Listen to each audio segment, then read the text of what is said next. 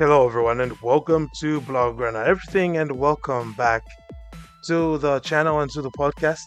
I'm not sure which the ones you're tuned into, but yet again, we've seen another disappointing performance from FC Barcelona. This time it was against Royal Antwerp, and somehow, they managed to find a lower low than the last one we just saw against Girona. So, this is primarily going to be a podcast that's dedicated to that, actually, to looking at Barcelona's performances from the past two games. And I did put out a match review for the Girona game, but I haven't done one for the Antwerp match. I just didn't really have the time or the flexibility.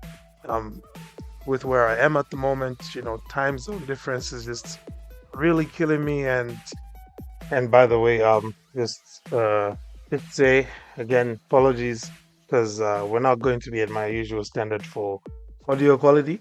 I'm still not back in my usual setup. I will be though by like next week. So going forward, the audio quality as well as part of the video quality as well for the YouTube channel, everything should be much better. Okay, much to a much higher standard. Yeah, not much to a higher standard, but to a much higher standard. Okay, it's easy to sometimes just be reactionary, and say that, oh my goodness, what's going on with this team? Why are they playing so trash? What did I just witness? But then sometimes again, it's hard to not, to just not let that, I would say, frustration, maybe anger, almost. It's disappointment, really. It's hard to not let that disappointment, taint how you look at this team. And I say that because of this team and because of, like I said, the performances we've been seeing from them recently, and because of the fact that we know that we should be getting better out of this team than what we're seeing.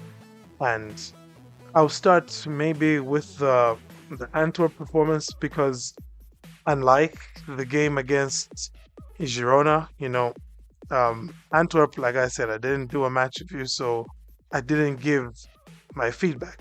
But now I'm here to give my feedback on the Antwerp first, and then from there we're going to talk a bit more about some of the issues maybe that are plaguing this team and why I think that, as much as I probably want to point this finger at Xavi, there's somebody else who right now is beginning to raise some question marks for me because of, you know, interruptions and interactions with Xavi. Anyway, Antwerp, right.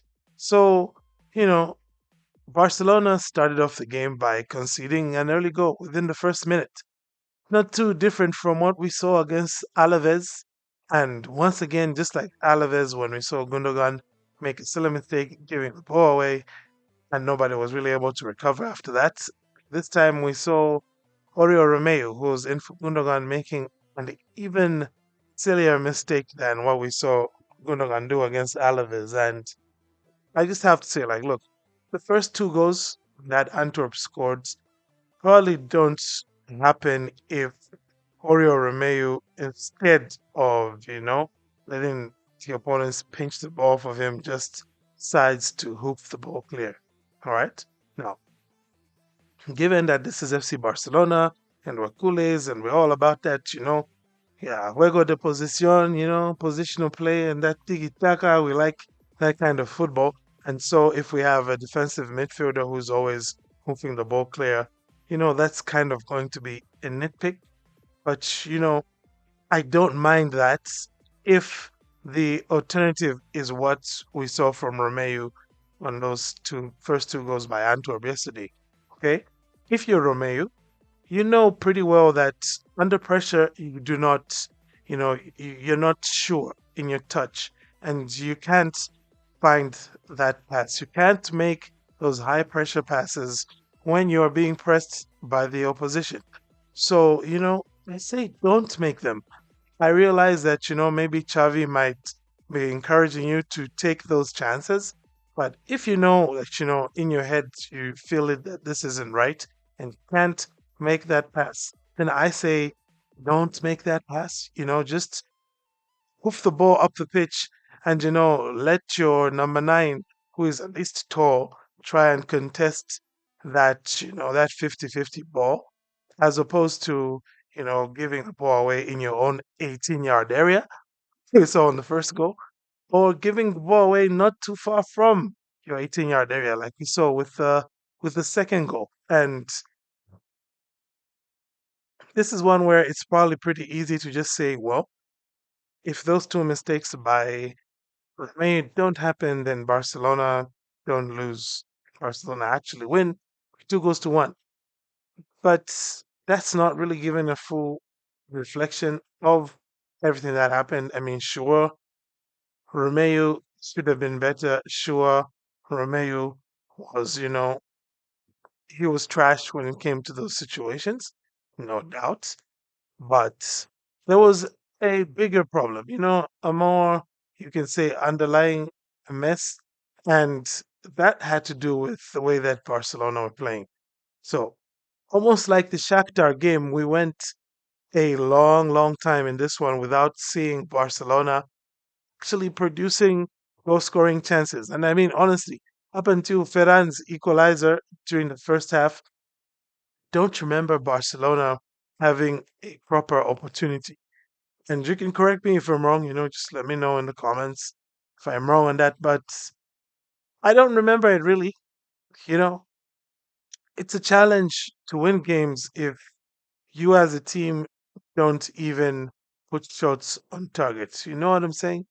If you as a team don't even, open up the opposition to create, goal scoring opportunities. And we struggled to create goal scoring opportunities against Antwerp. That's a fact, cannot be disputed.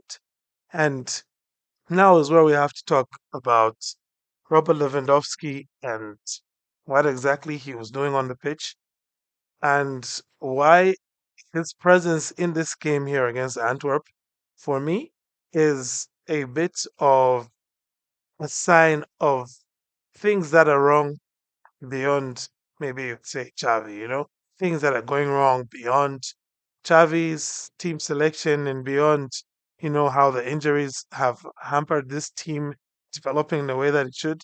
Because, if you haven't yet already seen the video or seen the last or listened to the last podcast where I did talk for a bit about Xavi Hernandez and why I don't think it's time to, give up on him yet. I still stand by everything I said in my reasoning because a lot of it still holds up here. But there's one particular thing I would like to point everyone's attention to in what I had said last time, because I had made mention of a certain Juan Laporta and how exactly he isn't giving Xavi or isn't giving Barcelona the best platform on which to grow right now because from the time when he came in with all his talk about there's no transitions with Barca, blah and blah, and with how we all heard about him wanting to make a big name signing, especially this past summer. And if you're an honest Kool at least you're sitting there and you're asking like, okay, if I'm looking at this Barcelona team, especially, after Xavi's first half season, if you're looking at Barcelona's team, first question you would ask is, does Barcelona really need a big name player? Is that what they need in order to get to the next level?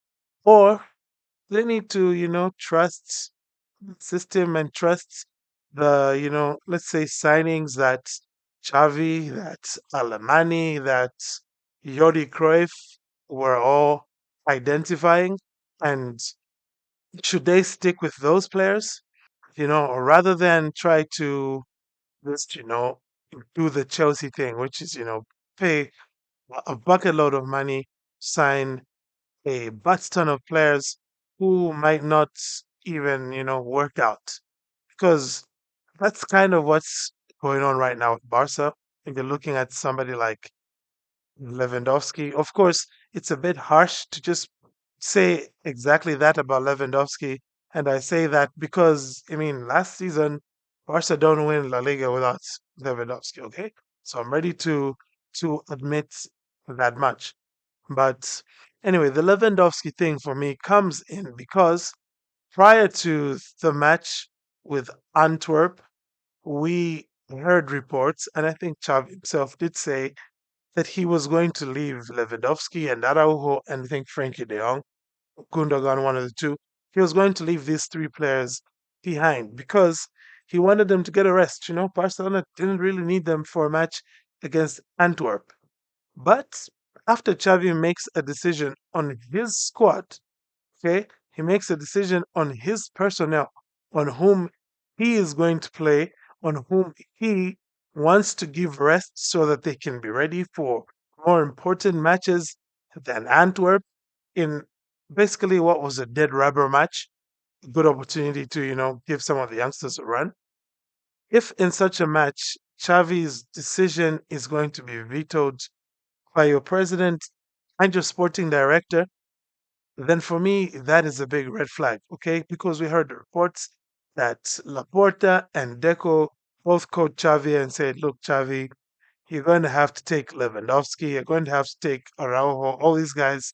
We want you to field your strongest team because we want Barcelona to beat Antwerp because we want more money.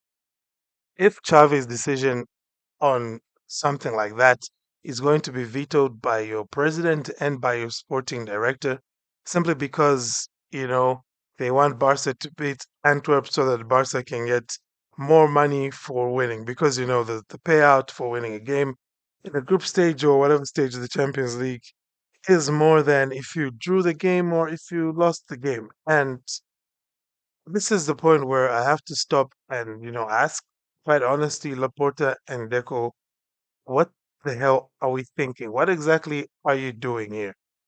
What is the most important here? Because right now, I understand that for, Barca's financial situation, an extra 2 million euros could go a long way and, it could, do this and do that and maybe help you with another big name signing you want to insist on. But can we just stop for a moment and ask what happened to Xavi having the authority over his dressing room and over his personnel? Because now what this looks like for me is you have a guy who, in Lewandowski, can't be dropped. A guy who it's bad enough Xavi can't substitute Lewandowski, even when he's playing like crap. But now, even when he needs to rest Lewandowski so that he can be, fresh for the matches which matter, like the one against Valencia in La Liga, not this, nonsense dead rubber match against Antwerp. But even for decisions like that, now Xavi's decisions are being vetoed, and you can't help but wonder, is this really the only area in which Xavi's decisions right now are being vetoed by Laporta, are being vetoed by Deco? Like, what else is Xavi not getting a say in? What else is he, is he being forced into doing that he didn't want to do? Because clearly he didn't want to use Lewandowski or Araujo or Gundogan in this match against Antwerp, and I think at least two of those guys played. Anyway, let's not dwell on that too much. But at the end of the day, the question remains, what exactly now is going on with this team in the background? What kind of decisions are being made here? Like, does Xavi really pick his starting 11 now?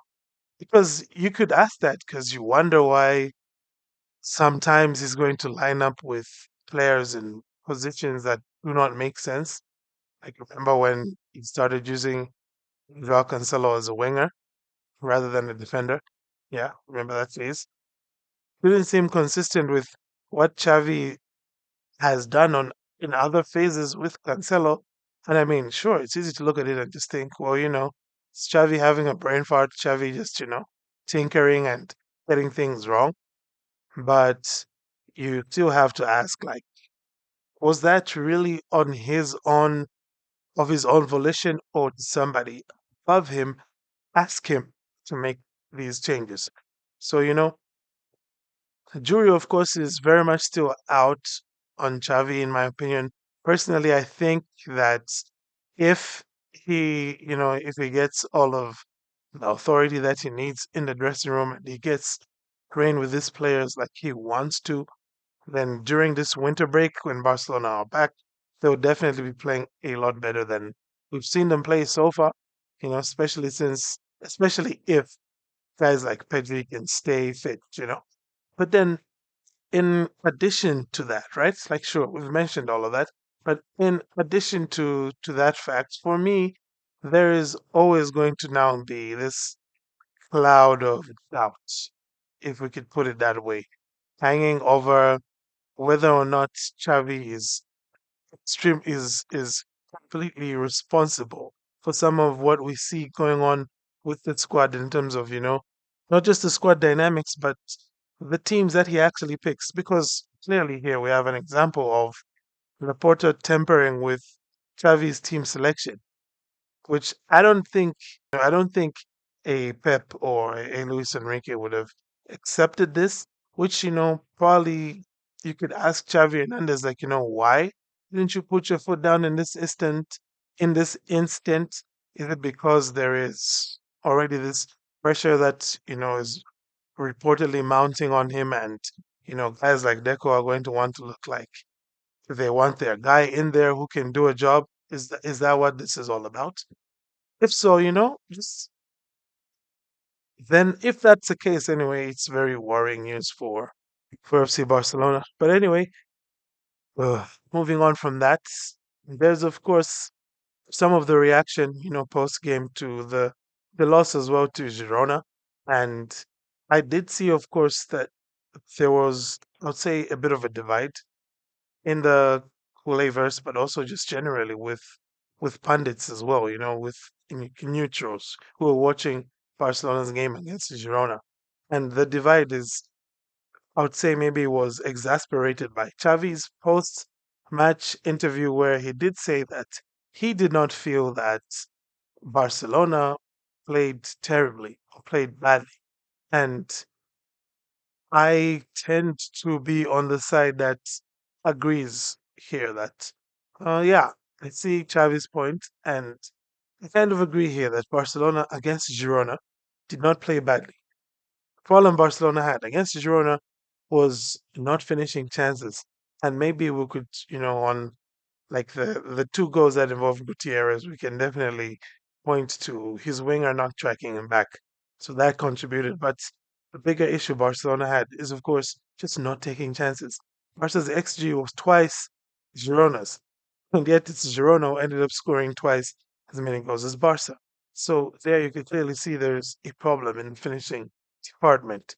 And because of that, personally, I felt that performance against Girona wasn't bad, even though the finishing was quite terrible. And for me, I guess I can separate poor finishing from how the team played, because if the team was still able to create opportunities for me, that's not such a big problem. But when they're not finishing like they were here, and also when they're so porous defensively, when it's so easy to score, those are the things which, for me, are quite concerning.